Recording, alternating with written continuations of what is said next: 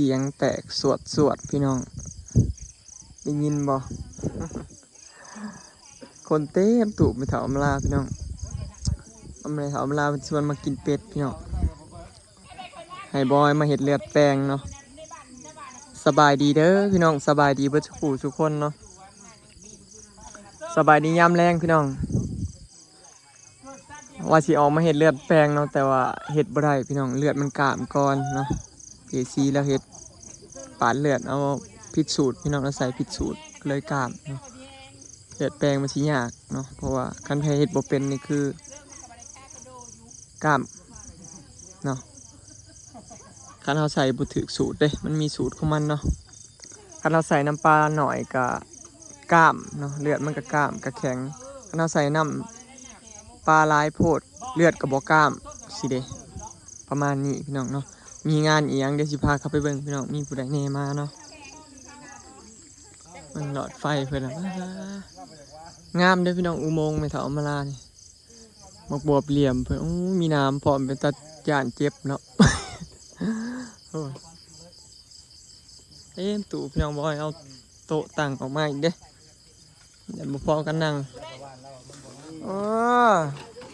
เป็นอะไรเฮ้ยก็เป็นไอเสียแจ้งมือนึงเป็นยังเกาะเป็นไอเฮียเขาเป็นนายเฮียเขาเป็นนายเฮียก็จะคนหนึ่งนายเฮียเป็นอะไรเบาโกะยุ่งลายดิลายเหนียวมันติดป้ามมันแหละพากัน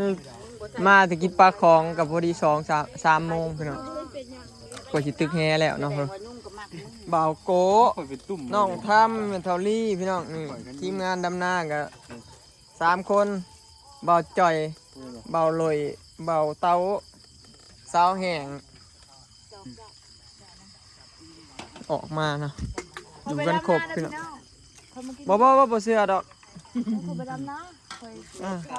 ไปอยู่มื้ออื่นใช่ไหมไปรับจ้างยินข่าวว่าไปซอยเสี่ยวบ่เสี่ยวบ่สีบ่แข็งเยอะไม่ได้ครับดำจังมัดให้หนึ่งบ่ดีแล้วเอาชูมันไปช่วยเชี่ยวดีตีเอาลีเห็นแล้วเขาแหกเสี่ยวกันพอแห้งเลยสรุปบัญชีเมื่อผูกแขนแหกเสี่ยวอยู่บ่เป็นงัวเด้อแม่เสี่ยวขางัวบ่กำลังขางัวกูก็จะไปว่าแหกเชี่ยวผูกตะพายกับเงินไม่เชี่ยวไปใช่ไม่เชี่ยวบัดคือไม่เชี่ยวมากินของไม่เชี่ยวบัดนี่ใช่ที่เรียกไม่เชี่ยวเนาะเนี่ยนี่เนาะเขาบอกยังเขาบอกเข้าใจเอาแพนตี้เชี่ยวมึงสิเลี้ยงมึงน่ะตู้ไปซอยเขาตู้ไปซอยเขาดำหน้าเขาต้องเลี้ยงตู้เขามากินน้ำมือแล้วเขามากินน้ำตู้บัดบัดมื้อหน้าไปซอยแล้วให้เราขังว่าสู่กินโอเคบ่โอเคยินบ่เขาสิแล้วมื้อหน้าแล้วนะแน่แล้วเจ้าอันแห้งแล้วว่าไปมือหนาสีดำซอยมันแล้วเลยก็ล่มงัวสุเล่าบัดแล้วสีเมื่อบ้านแล้วจะไปซอยจนแล้วงัวเผาบ่ถ้ามันก็รู้อยากได้ก็แล้วเนาะแล้วเพิ่นว่าสิเอาให้แล้วกันล่มงัวแข็งบ่แข็งเป็นอะไรหน้าข่อยกับหน้าเล่าแข็งต่างกันบ่หน้าเจ้าอ่อนโอ้ยมึงบ่ได้ดำบ่ดำคนดำแข็งกับ200นี่อ่อนจะให้ตะกะแล้วคนดำมันโอ้ยมันแข็งทำค่อยผัวอยู่บ่มันบ่แข็งบ่ค่อยผัวดอกโอ้ยมันแข็งปานน่ะคนละแบบแข็งค่อยมันมีแห้งแข็งดำหน้าปะเจ็บมือมันบ่แห้งเนาะผู้สาววันน่ะว่ากับมาพี่น้องกันบ่มีแห้งไปเสียผัวมันเจ็บเอามาใส่ผัวน่ะบ่แม่นเอาแม่กันบ่อยากเชิงไปก็บ่เอาดอกผัวนี่เนาะใครอยากใส่เฮ็ดเองได้แล้วผัวน่ะบ่ก็จะผู้บ่าวมึงซนอยู่นี่แน่ผู้บ่าวมึงซนคือเงียบอยากทานอยู่สาวลอยออกมากระบอยพี่น้อง2 คนปลาลิดไว้อยู่เพื่อนเนาะกับแม่ใหญ่เพิ่นบ่าวลีโอกันเชิงบ่เก่งกันเชิงให้ได้บ่าวเอื้อบ่าวน้ำแล้วก็ไอ้กองสีคือมาได้เบาปลาได้เบาไอ้กับบอลไปใส่วะไอ้คำบอลเด้ฮะไอ้ตะบนอยู่ใส่เหยียบแท้งานสิเมื่อเลยคุณเจ้าดิค่ะไผอยากเมื่อน่ะเหลือผู้บ่าวช่องเหรอย่างเมื่อแล้วเนาะ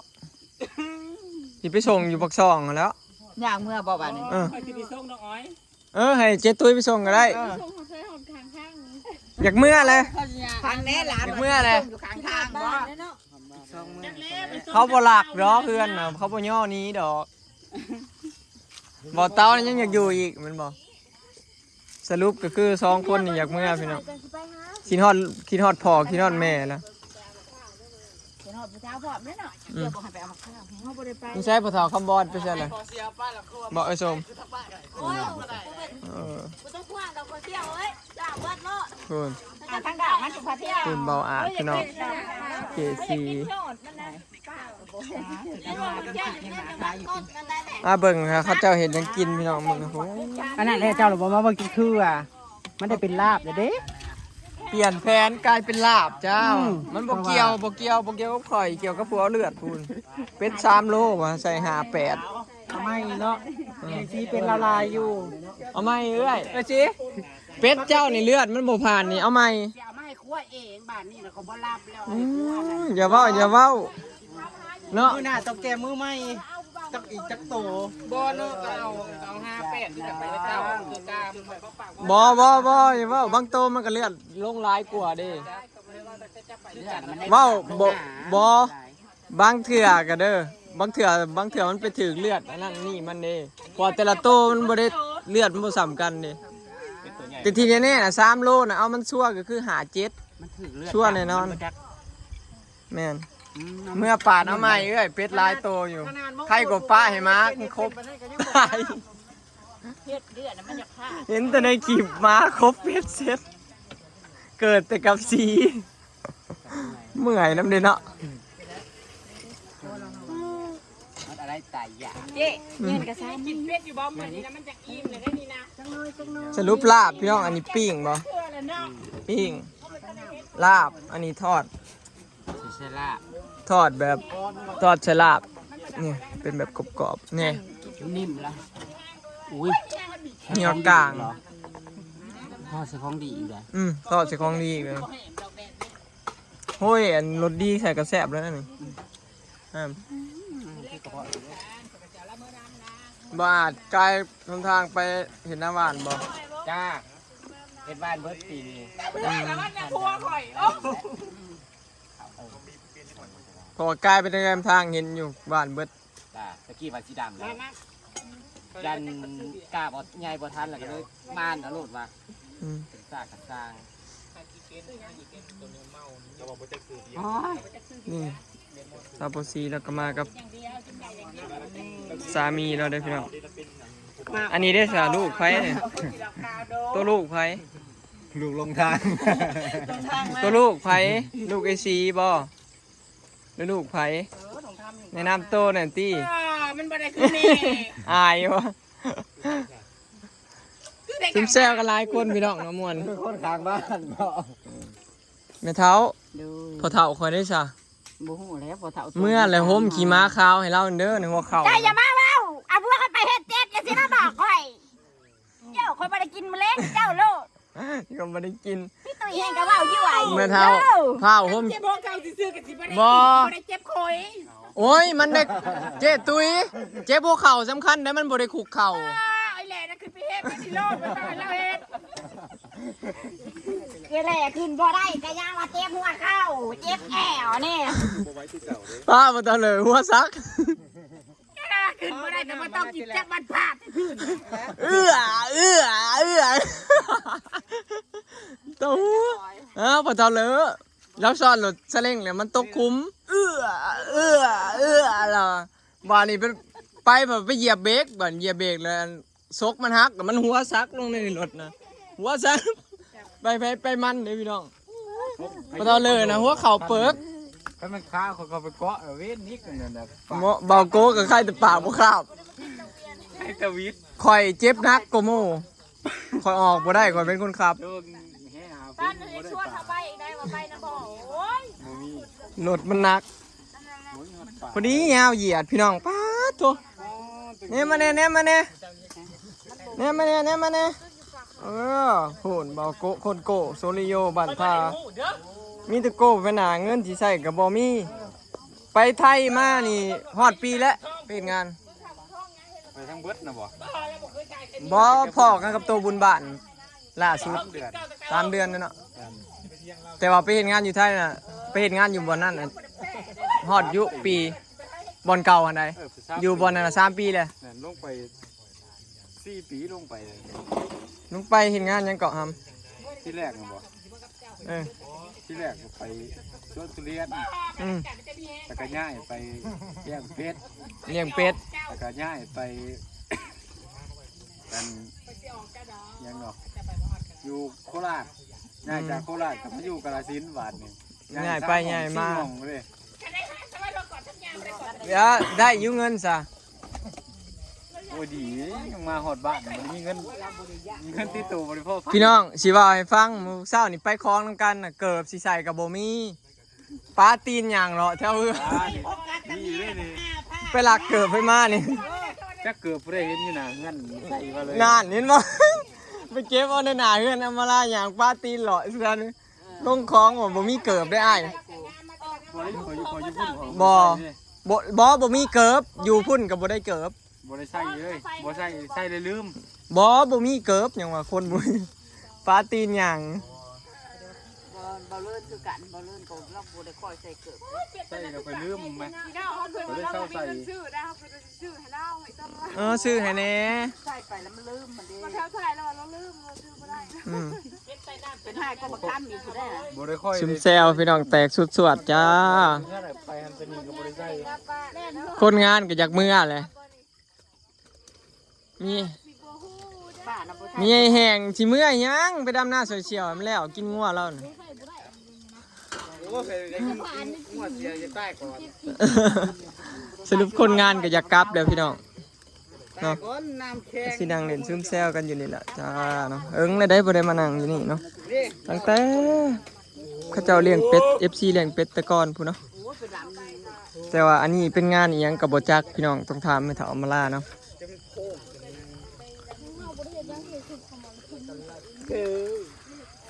เดี๋ยวงานอีหยังถามมีไงอำมาลาพี่น้องงานอีหยังมีไง งั้นเลี้ยงยังสิ อ๋อ เลี้ยงเขาคือบ่เห็นเขาผู้เดียวต้องเลี้ยงโอ้ย ตาต้องเรือง งานงานสิผูกแขนข่อยสิมาเอาผัวข่อยสิมาสู้ผัว อืม แต่ข่อยสิได้กระเบื้องส้นเดียวข่อยสิได้กระทาปากท้องทาปากท้องแล้วมาก มี ก สิ ว่า เลือกอยู่ได้นะเราจะไปชวนหรือทาบางทอง แต่ว่าทาปากท้องเนี่ยดึงดูดอยู่เนาะนางดูยังนางไก่ตลอดนั่นไงเนาะ บ่ได้ยอมออกจากห้างเลยเนาะ บอบอบอย พร้อมที่สิสิงตลอดเวลา บ่คุณ มือกินเลยเป็น ผู้บ้าทาปากท้องนี่ข่อยบ่ต้นนะอยากต้นเท่าไรข่อยสิยุ่ง อย่าเว้ามือน่ะเสียงปูดจนสะเนือนมาฮอดโต๊ะพี่มือน่ะน่ะจนสะเนือนไม่มีคอยนั่งเล่นอยู่นี่นะ มือน่ะข่อยลืม กินผัดหมี่อัมมาลา เป็นยังไงจะขยมไปพัดมีที่เป็นข่อยกินมันก็ต้นเลยเนาะ ผัดหมี่ดิบสรุปงานอีหยังก็ถาฟังนำแม่ใหญ่อำมาลาพี่น้อง ยางั้นผูกแขนกันแล้วข่อยสิเอาผู้ อ๋อโดย ปากท้อง ไปแต่งเอาไหม จอยตัวนึงมาผูกแขน ไปแต่งเอาไหม กะสิแต่งนี่แหละ บอได้ข่าวว่าพอเทาให้เอาเมียนี่ สิว่าเด้อ ไปก็เซ็นมาบอกคอยเบาเอื้อบอกเซ็นมาบอกคอยว่าเจ้าเอาเมีย อย่า นะ มาว้าวข่อยแค่ ว่า ขั้น ยังไง 10สิเอาซะเสี่ยวก็ให้ข่อยเอากับเจ้าก่อนคืนนึง ได้ สรุปสิเอาเมียแล้วเอาผัวบัด เอาผัวก่อน เอา พ ผั อ ว จะ ก่อ เอา น เมียน้ำลังหมด เอาผัวบ่ได้ลูกจักสิเอาเมีย อืมบ่หมดลูกก็ยังดีอยู่แต่ว่า ลูกย้อนแล้วซ้อมหน่วยนันย้อนแล้วนะ บ่ดีอยู่แต่ว่าคันได้ลูกค่ะข่อยยันได้ลูกนอกพกข่อยนะ ย่านไว้เอาเห็นบ่เธอได้ก็รู้เป็นบ่ คันข่อยสิเอาลูกกะอย่ามันคือแต่กลางบ้านแล้วข่อยก็บ่กล้าเอาปานใด อืม อย่ามันคือพอมันหมดบ้านคันมันคือพอมันมีท่าปากท้องนี่ก็สิเอาอยู่ดอก เอา ก็สิเอาแผลคนนั้นน่ะ มักคือสิมักแห้งเนาะ โอ้ยแต่มัก มักติดใจ บ่ท่าปาก บอก ท้อง ไปติดใจเอาวันบุญบันคืมได้เหมือน บ่ ติดใจเลย ข่อยบ้าผู้บ่าวท่าปากท้องน่ะพอสิได้ไปหาเฮ็ดเพาะหน่วยใหญ่ อืม น้อยๆบ่เอาแต่เอ้ยบ่มักหน่วยใหญ่ และหน่วยมีหน่วยเดียวได้สิเอาอยู่ หน่วยเดียวข่อยจะเอาไปกินอยู่แล้วบ่เอาเด้อมันแม่นสิว่าเฮ็ดหน่วยเดียวแล้วมันขึ้นท้องขึ้นใจมันบ่ได้มีเด้อมันหน่วยเดียว บัดมือนั่นคือเอาซะ บ่แม่นเขาข่อยนะเขาอย่าเอื้อ เจ้าคือฮู้ คอยเขาหูได้ว่าเอ้ย อ๋ บ่ อ ไว้ ได้ แต่ทาง ได้ผู้บ่าวมือเดียว บ่ของเนี้ยเอ้ ได้ ย ผัวเดียวกันก็ไม่เอื้อย บ่เฮ้ยมันได้นั่งเอ้ยเอาไป ใส่ กิน ผัวร่วมกัน มาเล่นแล้วนั่งเอ้ยมาทำไมทำเดี่ยวบ่จืดคือมูนี่ตอนออกบ่เบิด ตอนออกมาเบิดก็ไม่ แต่ว่าการตัดช่อนี่ก็สิสัมภาษณ์ว่าคันใครทำเดี่ยวก็บ่เอา เดี๋ยวเจ้าได้เช้าอยู่ให้อำเดียว อามาลาดบ่ได้เจ้าใครก็เอาไม่รู้แต่รับมันก็แห้งเอาอามาลาดมันเป็นเจ้าเช้าอยู่ไม่เท่า เอา โอเคเพื่อแบบ คันมันเหลี่ยมนะ มัน ก็ มีแต่ เห็น มา ว่าไม่เท่าปลูกมีแต่เนี่ยยาวๆเห อ๋อ ลี่ยม บักบัวไม่กล่าวว่ามีใครยังเอา เฮาว่าอยู่เนาะแล้วหมักปลูกตัวเหลี่ยมสงสัยเราเบื่อตัวมันเกี้ยงมะเขือยาวเกี้ยงมั้ง เบาแป๊บอัน ก็เลยอยากลองมึงตัวนี้บ่ ก่อนสิลงกรุงเทพเมื่อวานก่อนนี่อ๋อเพิ่นบ่ได้มาโดดเนาะพุ่นน่ะโอ้ยนี่เนาะส่วนคนบ่มีลูกมีผัวปลูกแต่เนี่ยยาวๆบักบวบกันยาวทั้งเหลี่ยมพร้อมมะเขือก็มีแต่ยาวๆทั้งกดไช่กดขัว บักบวบนี่คันบ่เห็นนี่แสดงว่าแม่นเด้อเอาไปเข้าไปในห้องเด้อเนาะมันคือมีน้ำนำระวังเด้อมันบ่ได้เหลี่ยมซื่อนะมันมีน้ำเกเรไปอยู่นะ ไปเอาของข่อยผู้ต้นบ่มีน้ำ บ่เรามักไม่เท่าตัวเรียบๆนั่นเว้ยบักเขือยาวนี่ก็มันมีสองแบบ ใส่ไปแต่กันไปอาบน้ำเมื่อได้สิโตลูกอาบไม่ใส่ใกล้นี่แหละเอาได้ใส่ใกล้ สรุปก็คือมื้อนี้พี่น้องกินเป็ดกันเนาะเดี๋ยวมีงานอิหยังก็ถ่าเบิ่งซ่องไม่เท่าอำลาพี่น้องเนาะแต่ว่ามีงานเนาะจังได้มาจัดกันพี่น้องจะได้มารวมซุมแซวเนาะเมื่อคืนนี้ก็กินเป็ดกันมื้อนี้ก็กินเป็ดอีกพี่น้อง เอื้อยทางมีกาเพิ่นนั่นวันเกิดย้อนหลังว่าวงน้ำแล้วก็เลี้ยงคนงานนำเฮาร วมกัน เลี้ยงมาก็เลี้ยงครอบครัวนำ โอเค แต่ทางพุ่นก็ทั้งได้กี่ข่าวเดินยางบุไปได้ช่างก่อนทำก็ทันมา พอดีแหละเพื่อนเขาเจ้าเห็นแล้วเนาะประมาณนี้พี่น้องเนาะเดี๋ยวถ้าเราติดตามพี่น้องฝากเบิ่งคลิปเป็นกำลังใจให้เด้อพี่น้องเอ้ยเนาะไปแล้วสบายดี